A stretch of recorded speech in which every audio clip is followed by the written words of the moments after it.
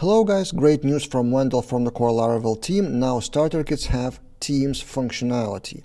And in this video, I will show it exactly how it works. I tested it out and I've made two videos. For YouTube, 10-minute long, but then extra, I've made a premium version, which is a bit longer, 14 minutes long, which additionally contains the functionality of CRUDs, a few CRUDs on top of starter kits. So if you want the premium version, this is available for premium members of Laravel Daily, but here on YouTube it will still be in-depth look of how starter kits work with the Teams functionality released just this week. So let's dive in.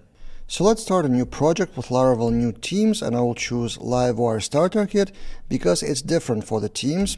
If you choose single file Livewire components, Teams option will be enabled. If you choose no here, then you will not see this choice to add Teams support. So in the source of Laravel installer, it looks like this. Option Livewire class components. If you choose that, you will not get the Teams, but we actually get the Teams, and we choose yes for Teams support and proceed with all the other defaults. I will also install Laravel Boost just in case.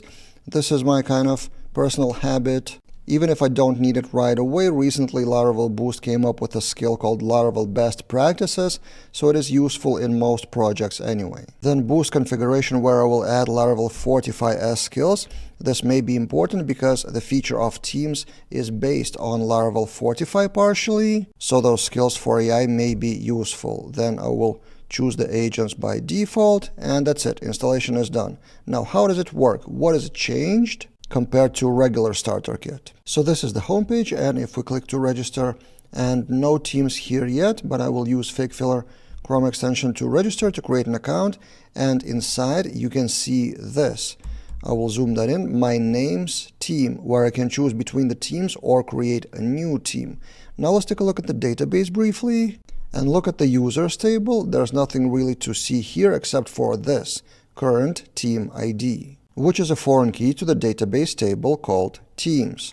So each new user has a team automatically created for them with automatically created slug, and we will get to that in a minute. Also, we have database table team members with foreign key relationships many to many, which is role owner, and there are two more roles as well. And finally, there are team invitations, which we'll get to a bit later in this video. But so that you would understand the database structure.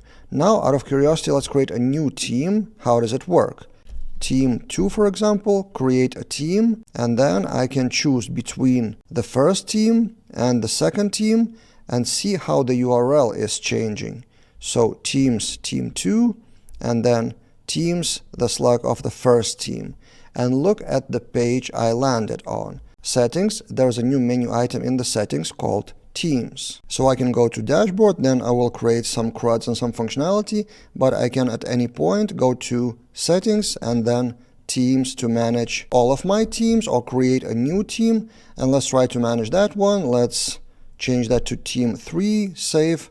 Does it work? Yes, the slug has been changed, and also we can invite the member and delete the team. So let's try to do exactly that and see how it works. We invite the member, and here you see the roles. So there's admin and there's member. What is the difference?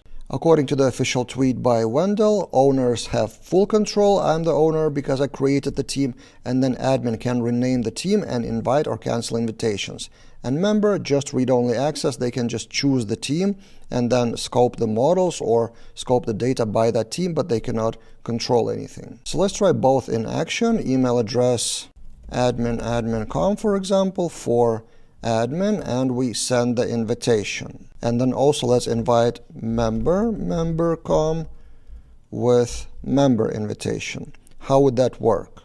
Now in the database I have queue jobs for sending the notifications, the email, and I will run PHP artisan queue work, and it should process. I have mail trap set up to send the emails, and there we go. We have two emails, one for admin.com and another is for member. So this is the link for invitations, for accepting the invitation. I will open that link in the incognito window, so that would be a new session. And then I got redirected to login form here. So what are my credentials?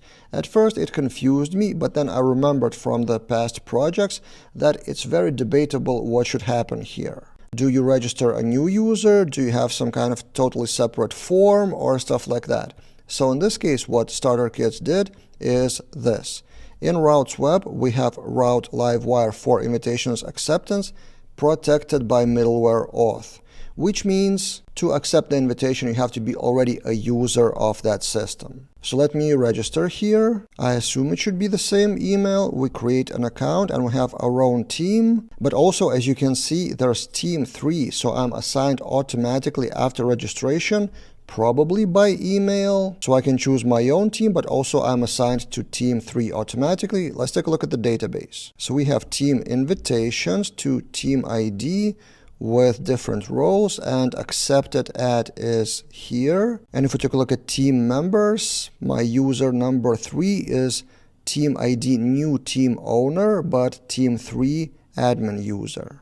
Let's dive a little in the code to see what actually happened. So create new user is an action in App Actions Fortify. Create new user is responsible for registration. And here we have create team, which is another action, which is also publicly available, not in vendor. And then in addition to user create, we have this create team handle. And let's see what's inside. Create team, we have DB transaction, team memberships create, and return the team. So this part is responsible only for new teams. So in which place I was assigned to the team I was invited on. We will take a look at the code when accepting the invitation for simple member. So for now, let's go to settings and let's see if the admin is capable of editing the team. That's how it should work. Now let's log out and I will click on the second invitation, accept invitation as a simple member. So again, open in incognito window, again redirected to login, and let's see the status of the database. So currently in the users, there's no user that I have. Also, there's no team. Team members, again, no user, is just the invitation for now, not accepted yet. And again, this is interesting. If I go to sign up and sign up with some other email, not the member.com, would it create account and assign the team? No.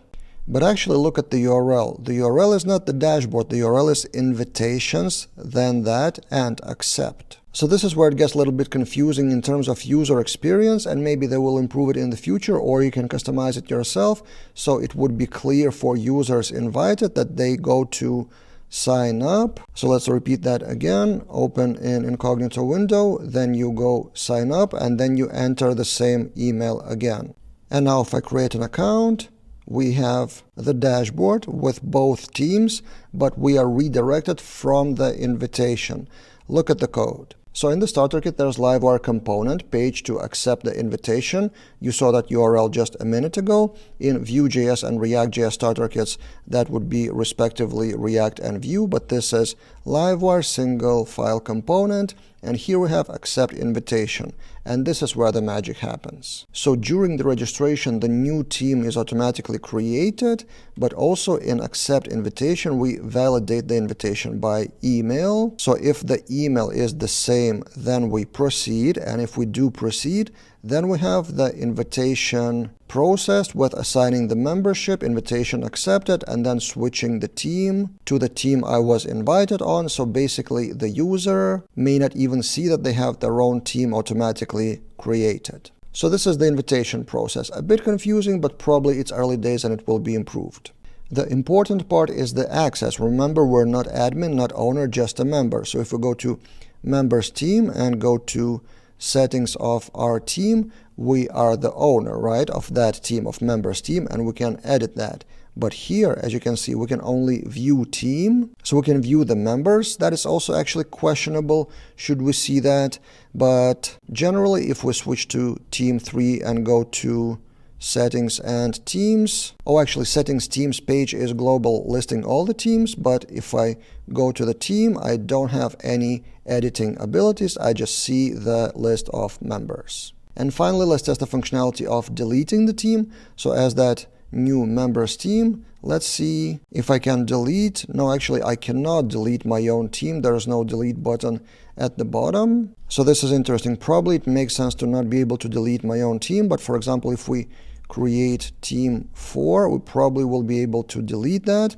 And yeah, this is at the bottom. I will zoom out. Permanently delete your team. Delete team, probably some confirmation here. Yep, team 4, delete the team, and then we are redirected back to the team list. Makes sense. So yeah, that's all the demonstration about starter kits for free on YouTube, but then there's extra 4 minutes where I demonstrate the CRUDs on top of starter kit teams and scoping by the teams with repository included. So that is for premium members of Laravel Daily. The link will be in the description below, and in this way I support my own work to still continue here on YouTube with free videos if I have enough financial support from you guys for premium memberships. I appreciate your support a lot, and I promise to shoot not only courses but premium videos here and there on deeper topics.